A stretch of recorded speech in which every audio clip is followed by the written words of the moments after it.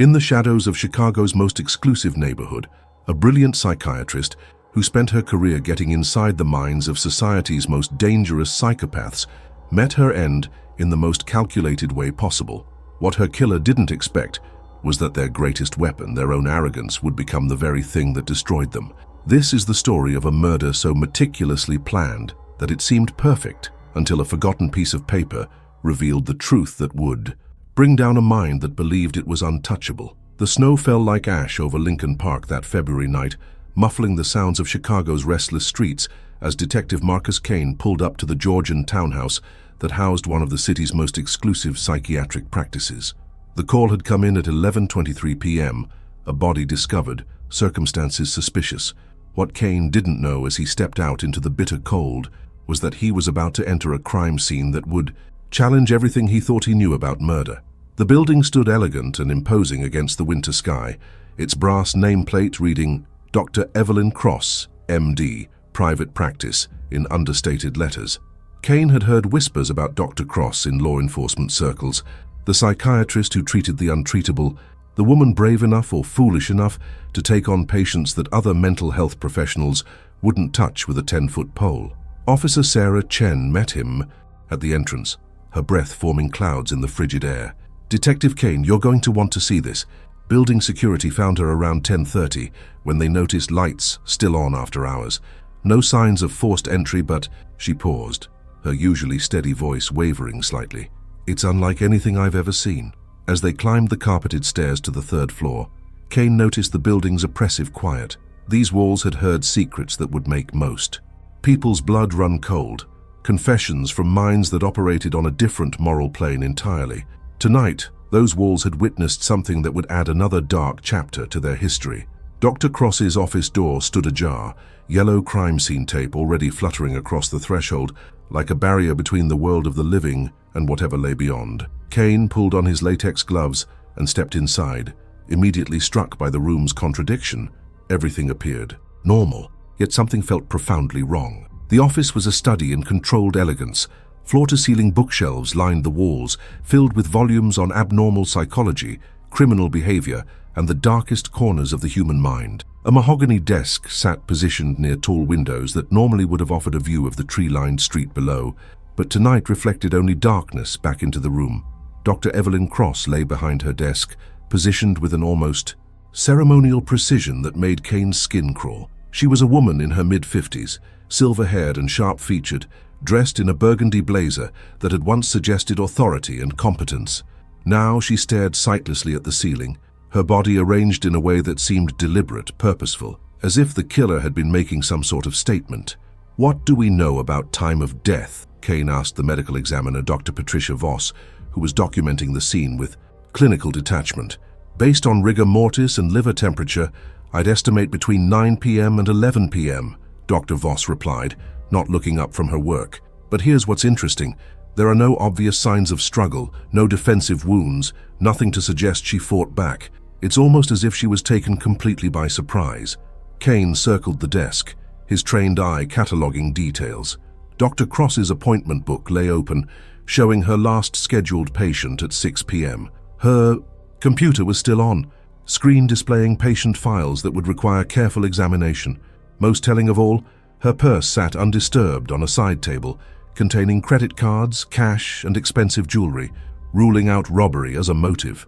But it was the positioning of the body that troubled Kane most. Dr. Cross hadn't simply collapsed or been carelessly dumped. Someone had taken time to arrange her, to create what could only be described as a tableau. Her hands were folded across her chest, her legs positioned straight, her eyes closed as if she were merely sleeping. It was a display that spoke of control, of someone who wanted their work to be appreciated, understood, admired. Crime scene analyst Elena Rodriguez emerged from the adjoining examination room, her camera documenting every angle, every detail. "Detective, you need to see this," she called out, her voice tight with concentration. The killer didn't just murder Dr. Cross, they turned this entire scene into some kind of message. As Kane joined her, Elena pointed to subtle details that painted a chilling picture of premeditation. "Look at the desk arrangement. Every item has been moved slightly, repositioned. The killer spent time here after the murder, staging everything. And here, she indicated a small stack of patient files near the computer. These were pulled specifically, not random files, these particular cases. The implications began settling over Kane like the snow outside. This wasn't a crime of passion or opportunity. Someone had planned this murder with the same methodical precision they might use to solve a complex equation. They had wanted to create not just a death, but a statement, a demonstration of their intellectual superiority over both their victim and anyone who would dare try to solve their perfect crime. As the initial shock of the crime scene began to fade, replaced by the familiar rhythm of investigation, Kane found himself facing a disturbing realization. Dr. Evelyn Cross had spent her career studying the minds of psychopaths, learning their patterns, their motivations, their methods. Now, it appeared that one of those very minds had turned that knowledge against her, creating a murder that was as much a psychological experiment as it was an act of violence. The killer had wanted to be clever, to showcase their brilliance through the artistry of their crime. But as Kane stood in that carefully arranged office, surrounded by the tools of a profession dedicated to understanding human darkness, he made a silent promise. No matter how intelligent this killer believed themselves to be, no matter how perfectly they thought they had planned their crime, he would find the flaw in their perfection. Because in Kane's experience, the most dangerous criminals were often undone by the very arrogance that made them believe they were untouchable. The next morning brought no relief from Chicago's February chill as Detective Kane made his way to Northwestern Memorial Hospital, where Dr. Richard Morse maintained his practice just 6 blocks from where his colleague had been murdered. The contrast between the two locations couldn't have been more stark. Where Dr. Cross had worked in elegant isolation, Dr. Morse operated within the bustling, sterile environment of one of Chicago's premier medical institutions. Kane found Dr. Morse in his office, a man in his early 60s with the kind of distinguished appearance that inspired confidence in patients and colleagues alike. Silver temples, wire-rimmed glasses, and the measured speech patterns of someone accustomed to choosing words carefully. But behind the professional demeanor, Kane detected something else, a tension that seemed to vibrate just beneath the surface. Dr. Cross was brilliant, Morse began without preamble, as if he'd been expecting this conversation. Absolutely brilliant, but she was also reckless, in ways that terrified those of us who understood the true nature of her work. He gestured to a chair across from his desk, his movements precise and controlled. "Detective, do you have any idea what it means to treat high-functioning psychopaths?" Kane settled into the offered chair, pulling out his notebook. "Why don't you enlighten me, Doctor?" Dr. Morse leaned back, his fingers steepled in front of him. "Imagine trying to treat someone who views other human beings as chess pieces, in a game only they understand. Someone who can mimic empathy, fake remorse, and manipulate emotions they don't actually feel. Now imagine that this person is also highly intelligent, successful, and moves through society's upper echelons without anyone suspecting their true nature." The weight of those words settled over the office like a heavy blanket. Kane had dealt with his share of dangerous criminals, but the idea of treating them, of voluntarily placing oneself in their psychological crosshairs, struck him as somewhere between brave and suicidal. Dr. Cross specialized in what we call successful psychopaths, Morse continued, his voice taking on the cadence of a lecture. Corporate executives who destroy lives without a second thought. Surgeons who view patients as interesting puzzles rather than human beings. Attorneys who manipulate the legal system for the pure intellectual challenge. These aren't the disorganized killers you see on the evening news. These are predators who have learned to hunt within the boundaries of legal behavior. Kane's pen moved across his notebook, capturing not just the words, but the growing understanding of what Dr. Cross had chosen to dedicate her life to. And she treated these people voluntarily. More than that, Morse said, his tone carrying a mixture of admiration and concern. She sought them out. Evelyn believed that understanding the highest functioning examples of antisocial personality disorder was the key to preventing the next generation of victims. She would take on patients that other psychiatrists refused to see, individuals who had been essentially written off by the mental health community. Rising from his chair, Dr. Morse moved to a window that offered a view of the hospital's bustling courtyard below. But here's what made Evelyn's work so dangerous. She didn't just treat these patients, she challenged them. She would confront their manipulations, call out their deceptions, force them to examine behaviors they had never had to justify before. Most therapists try to build rapport with difficult patients. Evelyn believed in intellectual combat. The picture Kane was forming of Dr. Cross grew more complex with each revelation, not just a psychiatrist but a psychological warrior who had chosen to engage with society's most dangerous minds on their own terms. It was a strategy that spoke of either remarkable courage or dangerous hubris. "Did you approve of her methods?" Kane asked, noting the way Morse's shoulders tensed at the question. "Approve?" Morse turned back to face him, and for the first time, emotion cracked through his professional composure. "Detective, Evelyn and I had been colleagues for over 15 years, and we disagreed about almost everything when it came to treating these patients. I believed in containment, in management, in helping them function within society without causing harm. Evelyn believed in confrontation, in forcing them to face what they were, in trying to create genuine change." The rivalry between the two approaches was clearly more than academic. Kane could hear years of professional disagreement, perhaps even personal animosity, threading through Morse's carefully chosen words. "She took risks that kept me awake at night," Morse continued. 3 months ago, she told me about a patient who had left what she interpreted as veiled threats during a session.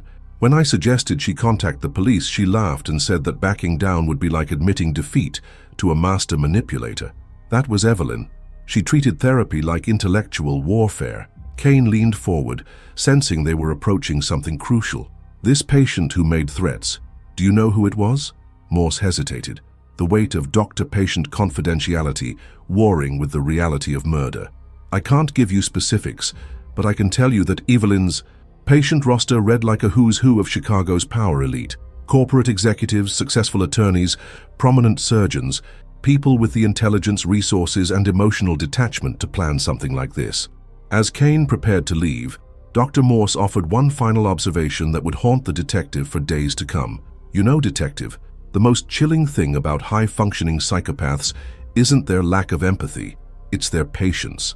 They can plan for months, even years, waiting for the perfect moment to act. And when they do strike, they do it with a precision that comes from viewing murder not as an emotional act, but as an intellectual exercise." Walking back to his car through the hospital's parking garage, Kane found himself thinking about the calculated nature of the crime scene, the careful positioning of the body, the deliberate staging of evidence, the theatrical quality of the entire scene. It all pointed to exactly the kind of mind Dr. Morse had described, someone for whom murder wasn't about passion or revenge, but about demonstrating superiority, about proving that they could commit the perfect crime and get away with it. But as Kane started his engine and pulled out into Chicago's midday traffic, he reminded himself of a crucial truth he'd learned in 20 years of police work. There was no such thing as a perfect crime, only crimes where the imperfection hadn't been discovered yet. And, somewhere in that meticulously staged office, in the careful arrangement of evidence and the theatrical positioning of Dr. Cross's body, the killer had made a mistake. Kane's job was to find it. The morning briefing room at Chicago's 18th District buzzed with the controlled energy of a major investigation as Detective Kane spread out the files that would define the next phase of the case. Dr. Cross's patient records, obtained through careful legal maneuvering and court orders, painted a portrait of Chicago's hidden darkness, successful, intelligent individuals whose psychological profiles read like a catalogue of humanity's most troubling traits. Crime scene analyst Elena Rodriguez joined him at the conference table, her laptop displaying the forensic evidence they'd collected. "Marcus, I've been through the office 3 times now, and I keep coming back to the same conclusion. Whoever did this wanted us to know they were smarter than we are. Every piece of evidence feels deliberately placed, like they're daring us to solve their puzzle." Kane nodded, studying the 3 files he'd separated from the larger stack. "Based on Dr. Cross's notes and what Dr. Morse told us about her recent concerns, these are our primary suspects. Each one fits the profile of someone capable of planning and executing this kind of calculated murder." The first file belonged to Vincent Ashford, 42 years old, CEO of Ashford Industries, a manufacturing conglomerate, with operations throughout the Midwest. His photograph showed a man who looked like he belonged on the cover of a business magazine. Perfectly styled hair, expensive suit, the kind of confident smile that had probably closed million-dollar deals. But Dr. Cross's notes revealed a different picture entirely. "Ashford was court-ordered into therapy 6 months ago," Kane explained, reading from the psychiatrist's detailed observations. "His ex-wife filed for divorce after discovering he'd been systematically destroying her relationships with friends and family, isolating her through what she called psychological torture. The judge mandated therapy as part of the custody agreement. Eleanor pulled up Ashford's background on her laptop. Look at this employment history. He's been CEO of 4 different companies in the past decade. Each time he left after accusations of creating toxic work environments, but he always managed to negotiate golden parachute deals that kept him wealthy and mobile. Dr. Cross's notes on Ashford made for chilling reading. She described a patient who viewed relationships as games to be won, who seemed incapable of genuine emotional connection, but had mastered the art of simulating it when advantageous. Most concerning were her recent entries, detailing sessions where Ashford had become increasingly hostile to her confrontational therapeutic approach. 2 weeks before her murder, Kane read aloud, Dr. Cross wrote, VA, becoming more resistant to direct challenges. Today stated that people who try to psychoanalyze him usually regret it. When pressed for clarification, smiled and said, some people don't know when to stop pushing. That sounds like a threat to me. But Ashford's alibi appeared solid. On the night of the murder, he claimed to have been in a board meeting that ran until nearly midnight, with 6 other executives who could presumably verify his presence. Kane made a note to check those alibis carefully. If there was one thing he'd learned about psychopaths, it was their ability to manipulate others into providing cover for their activities. The second file belonged to Helena Winters, 38 years old, owner of Winters Gallery, one of Chicago's most prestigious art spaces. Her photograph showed a woman of striking beauty, with sharp cheekbones and eyes that seemed to look directly through the camera lens. Dr. Cross's notes on Winters were perhaps even more disturbing than those on Ashford. Winters came to Dr. Cross voluntarily, Kane continued, which immediately makes her suspicious. According to these notes, she claimed to be seeking help for what she called relationship difficulties, but Dr. Cross quickly identified her as a textbook example of a manipulative psychopath. Elena scrolled through Winters' background information. She's been married 3 times, and each marriage ended with her husband suffering significant financial losses. No criminal charges ever filed, but there's a pattern here of psychological and financial manipulation that's almost artistic in its execution. Dr. Cross had documented Winters' ability to identify and exploit emotional vulnerabilities with surgical precision. The psychiatrist described sessions where Winters would analyze other patients in the waiting room, accurately predicting their psychological weaknesses within minutes of observation. Most troubling were recent entries, suggesting that Winters had begun viewing Dr. Cross herself as a subject of study. Here's what worries me, Kane said, pointing to an entry from 3 weeks before the murder. Dr. Cross wrote, HW has begun attempting to reverse the therapeutic relationship, asking probing questions about my personal life and methodology. When I maintained professional boundaries, she smiled and said she was simply curious about what makes someone choose to play with fire professionally. The comment felt calculated to unsettle me, and I must admit it succeeded. Winters' alibi placed her at an exclusive art auction on the night of the murder, an event attended by dozens of Chicago's cultural elite. But Kane had learned to be suspicious of alibis that seemed too perfect, too well documented. Someone with Winters' demonstrated ability to manipulate others could easily have arranged for witnesses to place her somewhere she wasn't. The third file belonged to Dr. Richard.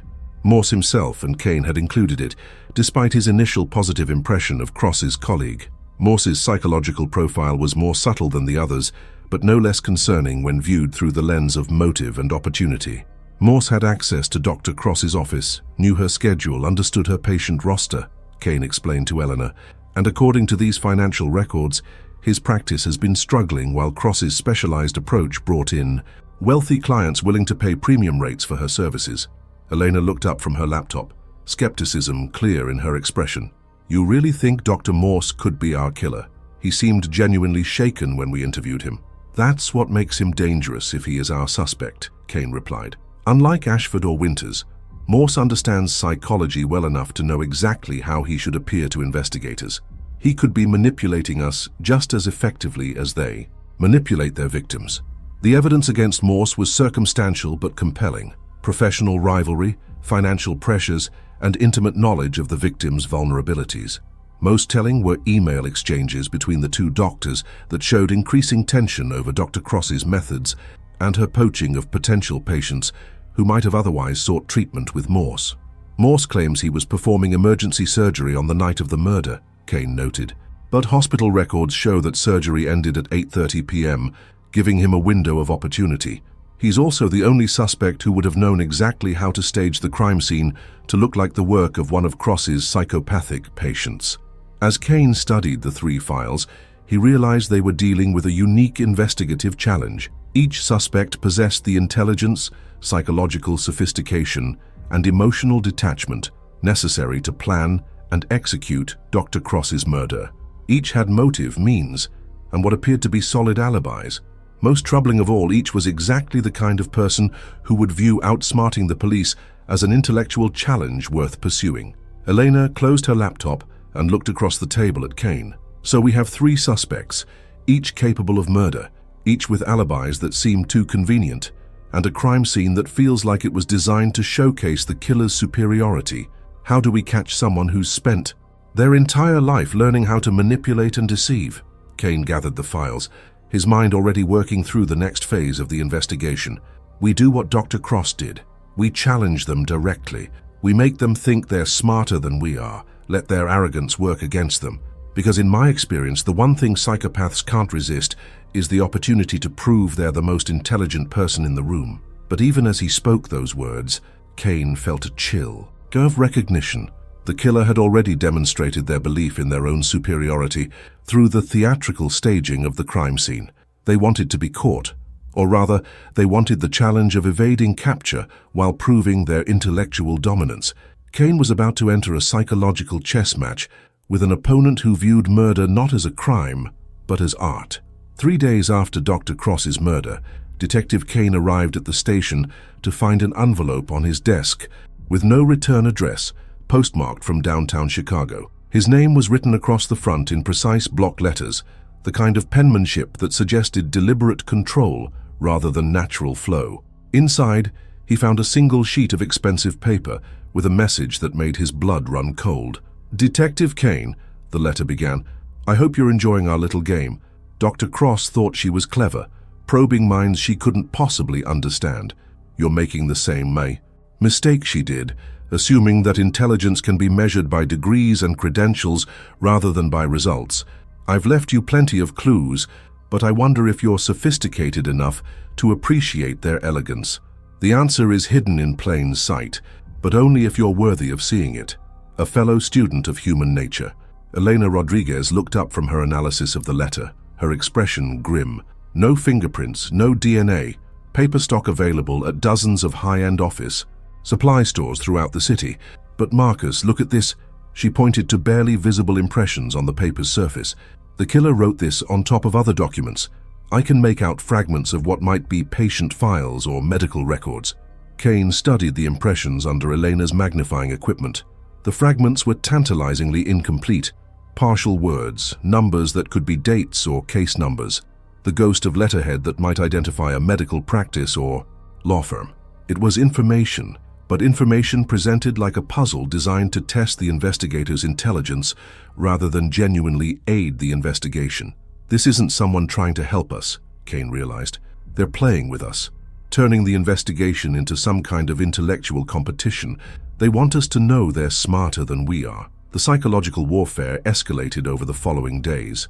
A second letter arrived, this one containing copies of psychological evaluations that had been carefully redacted to hide identifying information while revealing disturbing insights into the minds Dr. Cross had treated. The killer was demonstrating their access to confidential files while simultaneously educating the police about the sophisticated nature of their psychological profile. "Look at this section," Elena pointed to a highlighted passage in one of the evaluations. "The patient shows exceptional ability to compartmentalize emotional responses, allowing for long-term planning and execution of complex schemes without the interference of guilt or anxiety. Subject demonstrates what could be termed intellectual psychopathy, the ability to understand and manipulate human psychology without being constrained by emotional considerations." Kane realized they were being shown a mirror of the killer's own mind. Each piece of evidence was carefully selected to demonstrate not just intelligence, but a specific type of intelligence, cold, calculating, completely divorced from normal human emotional responses. The killer was providing a psychological profile of themselves while simultaneously proving their superiority over their victim and her would-be investigators. The third communication arrived not as a letter, but as a package containing Dr. Cross's missing appointment book, the one that had been conspicuously absent from her office despite her meticulous record-keeping habits. But this wasn't simply returned evidence. It was evidence that had been annotated, improved upon, turned into a teaching tool. In red ink, the killer had added commentary next to various patient appointments, next to Vincent Ashford's sessions, crude manipulation tactics, thinks anger equals strength, next to Helena Winter's appointments, more sophisticated but ultimately predictable. Beauty as a weapon becomes less effective with age. Next to Dr. Morse's lunch meetings with Cross, professional. Jealousy masquerading as ethical concern, transparent to anyone with genuine psychological insight. They're not just taunting us, Kane realized as he studied the annotated book. They're dismissing the other suspects, telling us we're wasting time on inferior minds. This killer doesn't just think they're smarter than the police, they think they're smarter than everyone. Elena had been analyzing the handwriting in the annotations, comparing it to samples from all three primary suspects.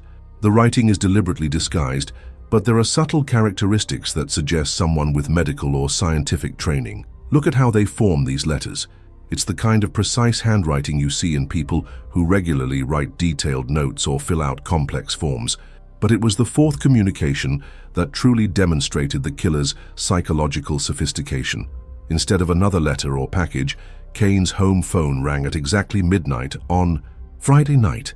The voice on the other end was electronically disguised, but the words were chosen with surgical precision to maximum psychological impact. Detective Kane, I've been watching your investigation with great interest. You're more methodical than Dr. Cross gave your profession credit for, but you're still thinking like a traditional law enforcement officer. You're looking for evidence of guilt when you should be looking for evidence of excellence. The person who killed Dr. Cross didn't make mistakes. They made choices. Every clue you found was deliberately placed. Every lead you're following was carefully planned.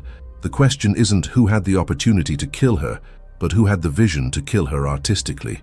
The call lasted exactly 60 seconds before the line went dead. When Kane tried calling back, he reached a number that had been disconnected. Elena's technical analysis later revealed that the call had been routed through multiple cell towers, making it impossible to trace to a specific location. Even in a simple phone call, the killer had demonstrated technical sophistication that spoke to careful planning and extensive preparation. This is someone who's been planning Dr. Cross's murder for weeks, maybe months, Kane concluded as he studied the timeline of communications. Every aspect of this crime has been designed not just to eliminate the victim, but to demonstrate the killer's intellectual superiority. They're not trying to avoid capture. They're trying to prove they're too smart to be caught by ordinary investigative methods. Elena looked up from her forensic analysis, her expression troubled. Marcus, what if that's exactly what they want us to think? What if all this psychological warfare is designed to make us focus on their intelligence instead of their mistakes? Even the smartest criminals make errors. They have to. The question is whether we're looking for the right kind of mistakes. Kane nodded, understanding the trap they were potentially falling into. The killer wanted to be perceived as a master criminal, a psychological genius whose crime was too sophisticated for conventional police work to solve. By engaging in this intellectual chess match, by trying to match wits with their suspect, Kane risked playing the killer's game by the killer's rules. But there was another possibility, one that Kane found himself considering as he reviewed all the evidence they'd collected. What if the killer's need to demonstrate their superiority was itself a weakness? What if their compulsion to educate and taunt their investigators would eventually lead them to reveal more than they intended? Elena, I want you to analyze every piece of evidence again, but this time ignore the psychological content, Kane instructed. Forget about the messages and the taunting and the demonstration of intelligence. Focus on the physical evidence, paper, ink, timing, logistics. This killer wants us to see them as a psychological mastermind, but underneath all that sophistication, they're still just a person who committed a murder. And people who commit murders, no matter how smart they are, leave traces of themselves behind. As Kane prepared to leave the station that night, he found himself thinking about Dr. Cross's final session notes, recovered from her office computer. In her last entry, written just hours before her death, She had written, "The most dangerous patients are those who believe their intelligence places them above normal human rules and limitations. They mistake intellectual capacity for wisdom, analytical ability for genuine understanding. Their greatest weakness is their inability to recognize that intelligence without humility becomes a form of blindness." Reading those words, Kane realized that Dr. Cross might have unknowingly written her killer's psychological profile in her final professional observation. The question now was whether that same blindness that had made the killer dangerous would ultimately make them vulnerable. Elena Rodriguez had always believed that crime scenes spoke to those patient enough to listen, but Dr. Cross's office had been whispering secrets that seemed designed to mislead rather than illuminate. After 2 weeks of analyzing evidence that felt more like solving riddles than conducting forensic investigation, she decided to return to the most basic principle of her profession. Every contact leaves a trace, no matter how carefully planned the crime. It was a gray Chicago morning when Elena spread every piece of physical evidence across the tables in the forensics lab. Determined to find the one detail that didn't fit the killer's carefully constructed narrative, she had analyzed the staged crime scene, the taunting letters, the returned appointment book, all evidence that screamed of intellectual superiority and meticulous planning. But somewhere in this elaborate display, the killer had to have made a mistake that was genuinely accidental rather than deliberately placed. "Start with what doesn't belong," she murmured to herself, a technique her mentor had taught her years ago. In a crime scene designed to showcase the killer's intelligence, what evidence seemed ordinary, mundane, forgettable? Her eyes settled on a small plastic evidence bag containing what appeared to be nothing more than office trash, crumpled papers, a few paper clips, an empty coffee cup, and a wadded-up receipt that had been discovered in the wastebasket beside Dr. Cross's desk. It was the kind of everyday detritus that every office accumulated, so unremarkable that Elena had barely glanced at it during her initial processing of the scene. But as she carefully unfolded the receipt, her breath caught in her throat. It was from Walgreens, dated February 15th, the night of Dr. Cross's murder, with a timestamp of 11:47 p.m. The purchase was small, a bottle of over-the-counter sleep aids, specifically diphenhydramine, purchased with cash. What made Elena's pulse quicken wasn't just the timing, but what was missing from the crime scene. "Marcus, you need to see this," she called Detective Kane, her voice tight with excitement. When he arrived at the lab 20 minutes later, Eleanor had the receipt displayed under high-powered magnification, every detail visible and documented. This receipt was in Dr. Cross's wastebasket, she explained. But here's what's interesting. We never found any sleep aids in her office, her purse, or her apartment. If she bought these pills at 11:47 p.m. on the night she was murdered, where are they? Kane studied the receipt, his mind working through the implications. The medical examiner had estimated Dr. Cross's time of death between 9 p.m. and 11 p.m., making a purchase at 11:47 impossible if she was already dead. Could someone else have used her office? After the murder. Exactly what I was thinking, Elena replied. But here's where it gets interesting. The Walgreens where this was purchased is only 4 blocks from Dr. Cross's office. If our killer stayed behind to stage the crime scene, they might have needed something to help them sleep afterward. Murdering someone, even for a psychopath, probably creates some level of physiological stress. Kane felt the familiar tingle of a breakthrough beginning to form after weeks of chasing.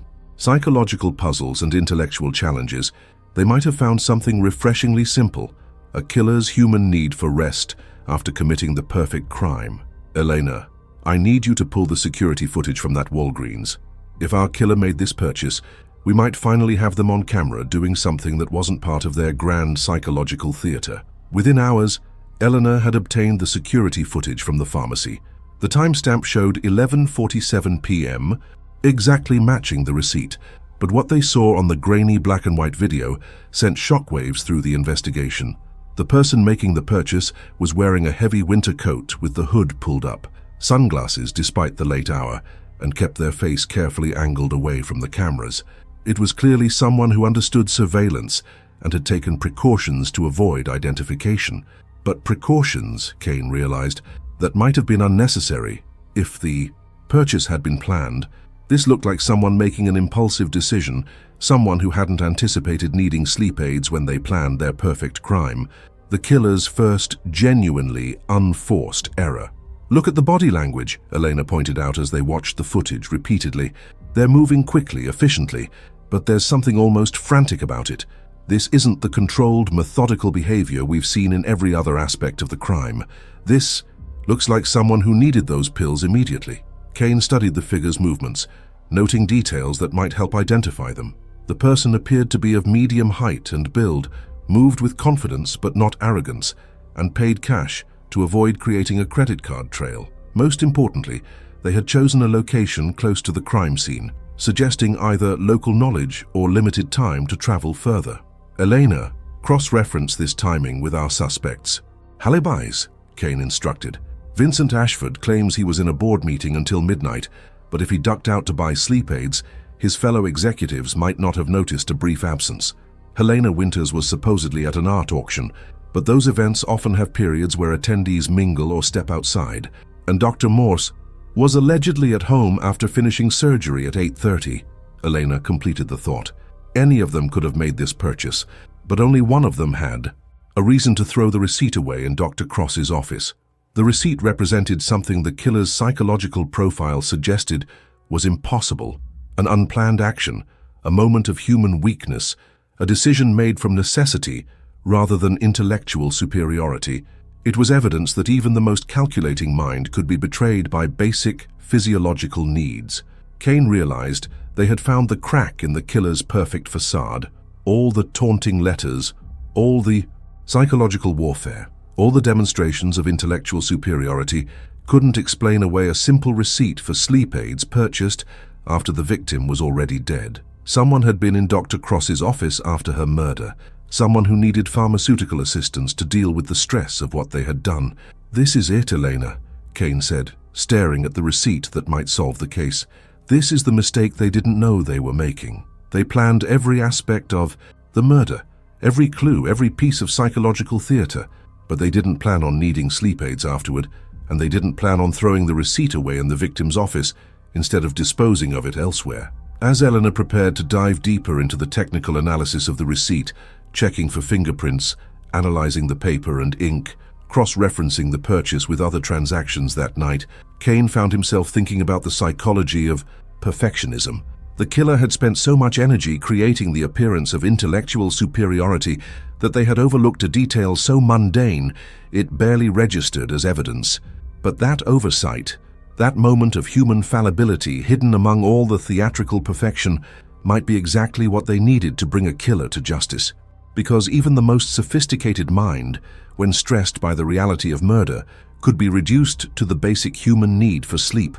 And that need, in the end, might prove more revealing than all the psychological games combined. Detective Kane stood outside the Walgreens at 11:47 p.m., exactly 1 week after Dr. Cross's murder, watching Elena Rodriguez work with the store's security system to enhance the footage they'd obtained. The timestamp glowed like an accusation in the corner of the screen, marking the moment when careful planning had given way to human necessity. "I've isolated 17 frames where we can see partial facial features," Elena reported, her voice tight with concentration. "The lighting is poor and the image quality is limited, but there's enough here to make some determinations about physical characteristics."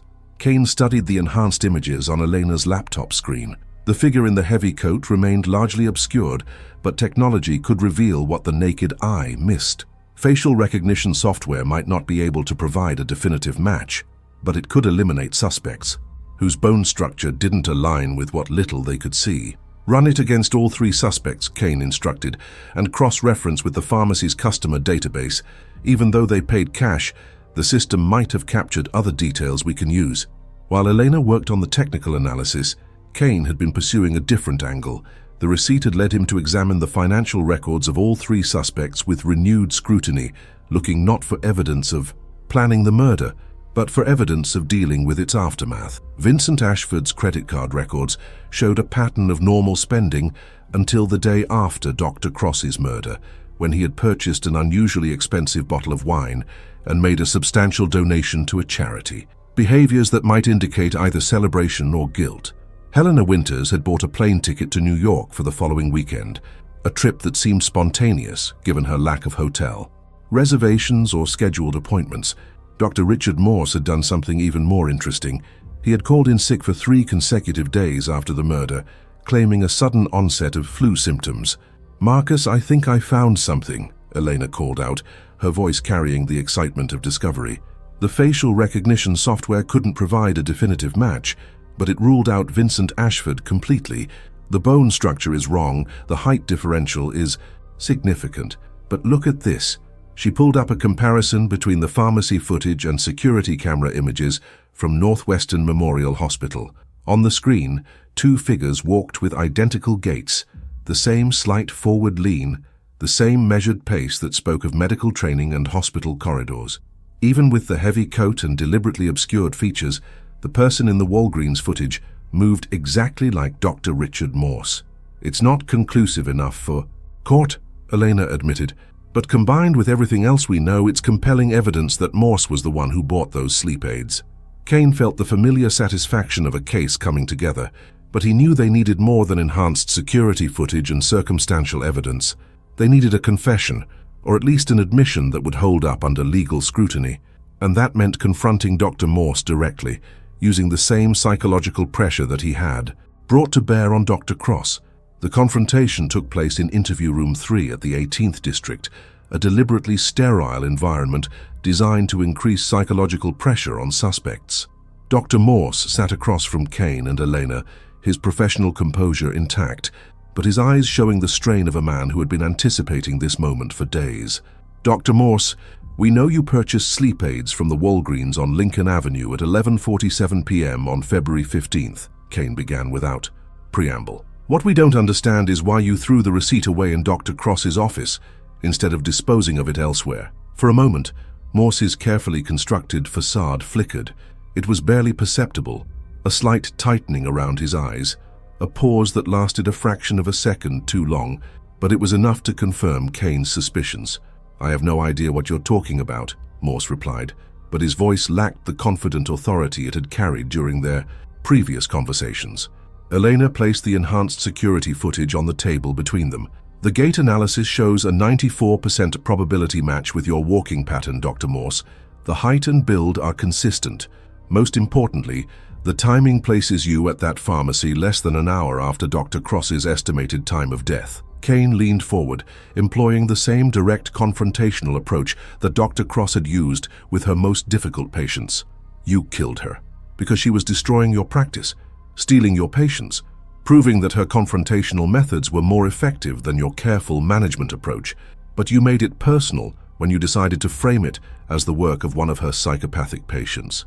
The elaborate staging, the psychological games, the taunting letters," Eleanor added, "all designed to make us think we were dealing with one of Dr. Cross's high-functioning psychopaths. But a real psychopath wouldn't have needed sleep aids after committing murder. A real psychopath wouldn't have felt the stress that kept you awake that night." Dr. Morse's composure finally cracked. His hands began to shake slightly, and when he spoke, his voice carried the weight of weeks of sleepless nights and mounting psychological pressure. "You don't understand what it was like," he said quietly. "Evelyn treated therapy like a game, like intellectual combat. She would take patients who came to me seeking help and turn them into weapons in her private war against human psychology. She was destroying lives in the name of scientific advancement." Kane remained silent, letting Morse continue, recognizing the moment when a suspect's need to justify their actions overcame their instinct for self-preservation. "I went to her office that night to confront her about Vincent Ashford," Morse continued, his voice gaining strength as he spoke. "She had pushed him to the breaking point, and I believed he was planning to hurt someone. When I tried to convince her to refer him back to me, she laughed. She said I was jealous of her success, that I couldn't handle treating patients who required real psychological insight." The confession came in fragments, pieces of justification mixed with admissions of guilt. Morse described a confrontation that escalated beyond what he had planned, a moment of anger that led to violence, and then the calculated decision to stage the scene to look like the work of one of Cross's dangerous patients. "I staged everything to protect the psychiatric community," he claimed. "If people believed that Evelyn had been killed by a random criminal or a jealous colleague, it would destroy trust in mental health treatment. But if they believed she had been killed by one of her own patients, it would validate the concerns about her dangerous methods." Kane realized that even in confession, Morse was still trying to control the narrative, still trying to present himself as the rational actor, protecting the greater good. It was a final demonstration of the arrogance that had led him to believe he could commit the perfect crime. But there had been no perfect crime, only a series of calculated decisions undermined by a single moment of human weakness. The need for sleep, the impulsive purchase of over-the-counter medication, the thoughtless disposal of a receipt in the victim's office, details so mundane that they had escaped the attention of a mind focused on psychological sophistication. As Dr. Richard Morse was led away in handcuffs, Kane found himself thinking about Dr. Cross's final words in her patient notes. Intelligence without humility becomes a form of blindness. In the end, it was Morse's own blind spot, his inability to recognize his own human limitations, that had brought him to justice.